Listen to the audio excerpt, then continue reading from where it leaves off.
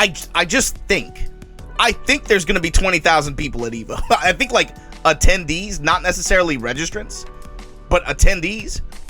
I think there's going to be 20,000 people there. At least. Maybe. You know how people are like, yo, I'm going to see you at EVO? I might never see you there. Yeah, it's EVO 2023. I'm pretty excited. This is the first time I've been going. I'm going to EVO since 2019, pre-pandemic, and this is the first time I'll be doing commentary at EVO in quite some time. Probably, since 2018. It's been, damn near 5 years, almost half a decade. I was in exile. They put me in the dungeon. Yeah, the Southeast Asia dungeon.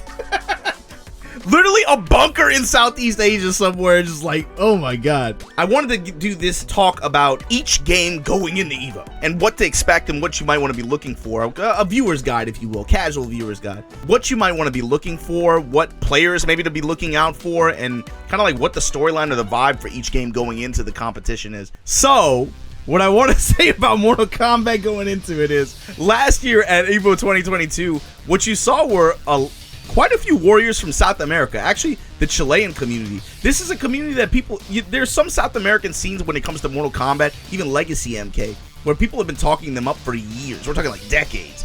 And what you saw was some players from Chile and some players from South America and Brazil and other South American countries showing up to EVO and dunking on North America. What's this guy's Scorpion Prox? He actually won the event last year over a former EVO champion in Rewind, over people like Sonic Fox, over people like Foxy Grandpa. So to me, I'm looking at this and I'm thinking like, and the thing is, that entire top 8 from last year, they're all in this bracket this year too. So you might end up seeing the same thing. So my thing is like, NA, EU, I'm looking at you guys like, what is your response to this? Y'all gonna let South America come to EVO and take the crown just like that? Even though this game's 4 years old and it's kind of in its twilight phase, with everyone anticipating MK1, and that's really, I think, what the big treat, I think, of this EVO is going to be for a lot of NRS players. Whatever Ed Boon has planned to show off at EVO for MK1 and a look to the future.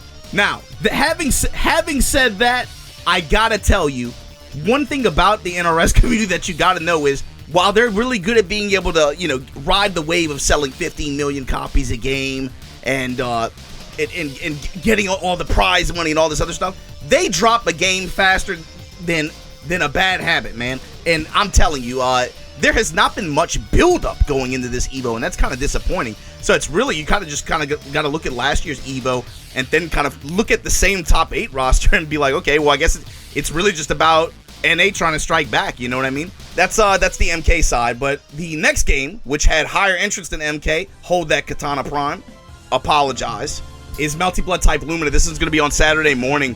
And actually, surprisingly, I think this game it has potential to, I think, be a really, really fun top 8.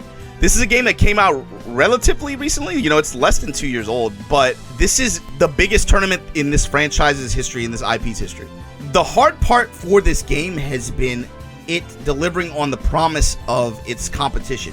The strongest regions are considered North America, with a little bit of EU mixed in, Korea, and Japan. We haven't had a good opportunity to have a really, really good tournament where all 3 of them have strong representation like that, right? This could be that event. This is going to be the biggest tournament for this game, and one, I think, player that I want you guys to pay attention to that I think could make this event really fun is the sole Korean representative in it. Of course, Jin from Japan won the event last year.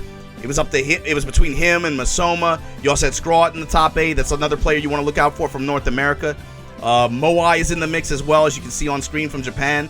But Korean Wrestling Man, the sole Korean representative in this event, he plays a character that is super grimy, pure evil, but offers like a really fun dynamic, I think.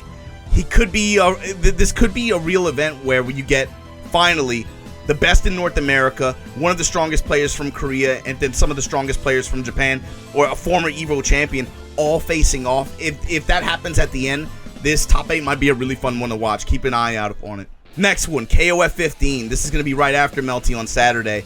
And last year, ZJZ, as expected, ZJZ pulled out the W. Taiwan, I think, and overall in Japan as well.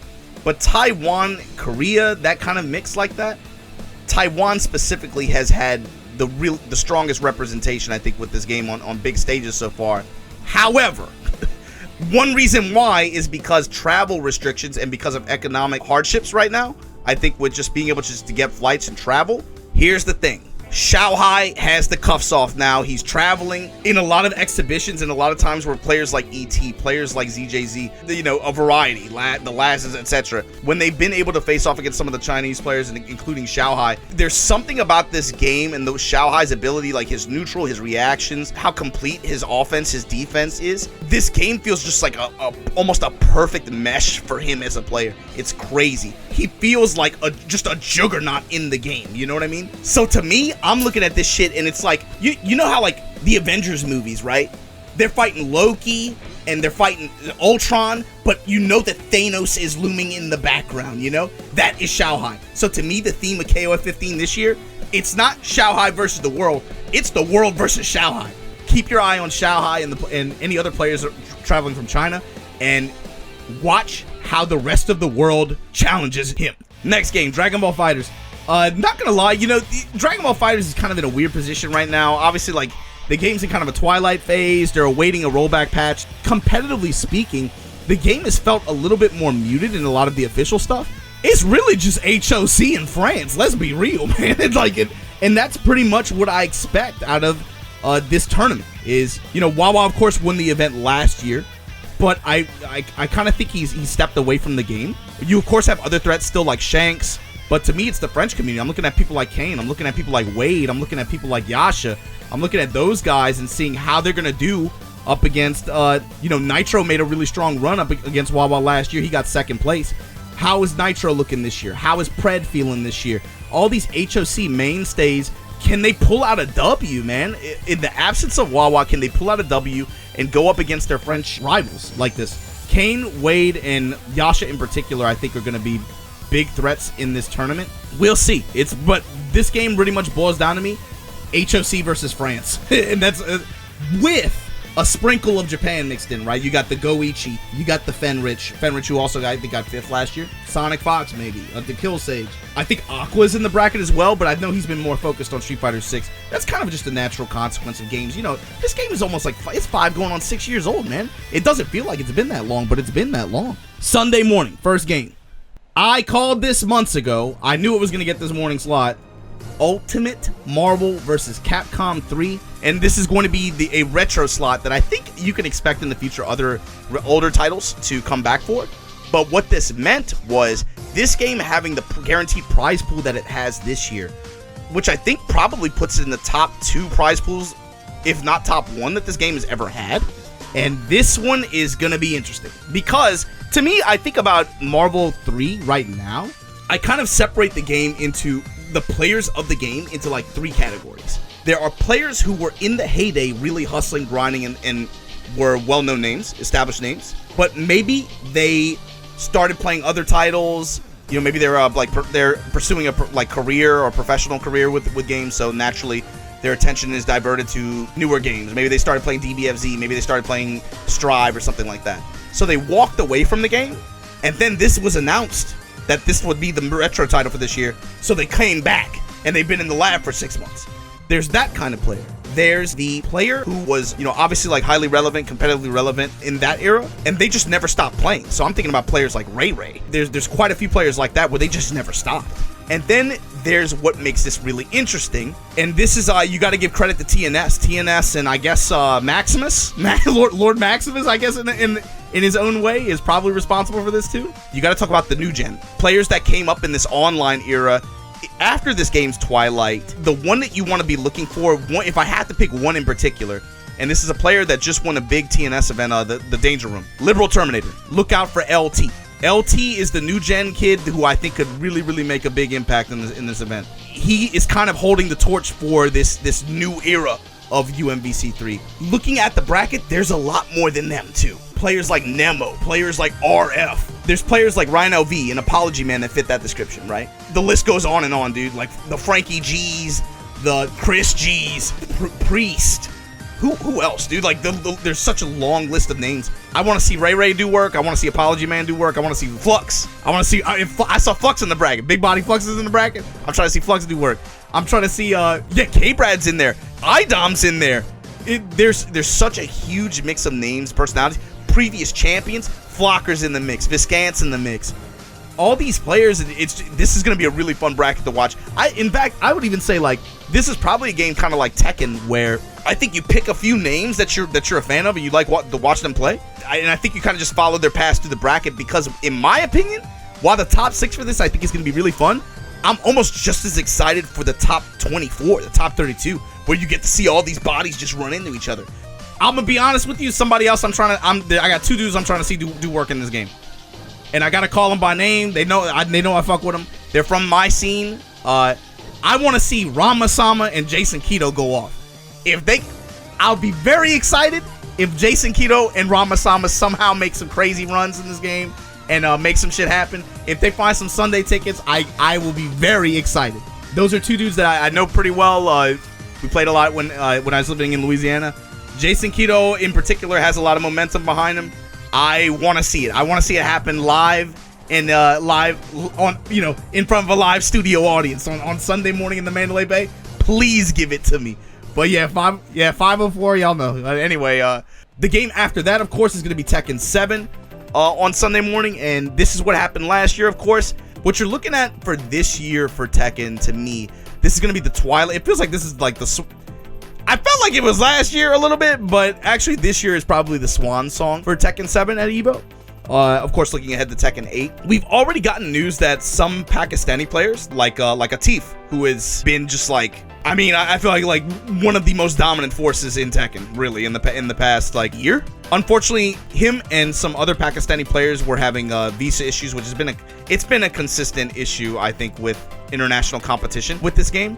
And it's kind of unfortunate because as Tekken fans, you get so used to watching this level of competition with that level of rivalry, to where if you don't have it at the same level the next time, it feels like kind of deflating, But Arslan Ash is going to be present. He is still in the mix. Unfortunately for the other Pakistani players, it seemed like those issues prevented them from going.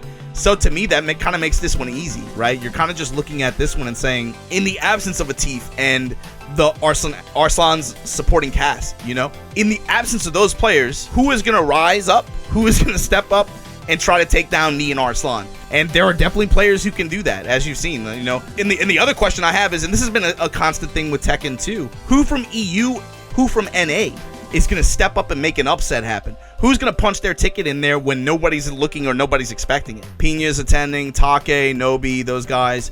Rangchu will be present. It should be a really good tournament. It almost always is, especially, like I said, the top 24, the top 32 for this game. Always really fun to watch. After Tekken 7 is going to be Strive. And, all I can say about this game is, obviously, Umisho won the event last year. All I'm going to say is, I'm rooting for Leffen. Because if Leffen wins EVO, I'm going to hold it over his head.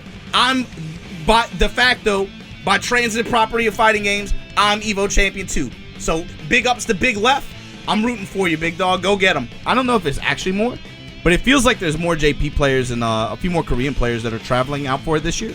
So, I wonder if, is it still going to end up just EMEA versus US, in that kind of scenario at the end like that? Or, Slash is still going.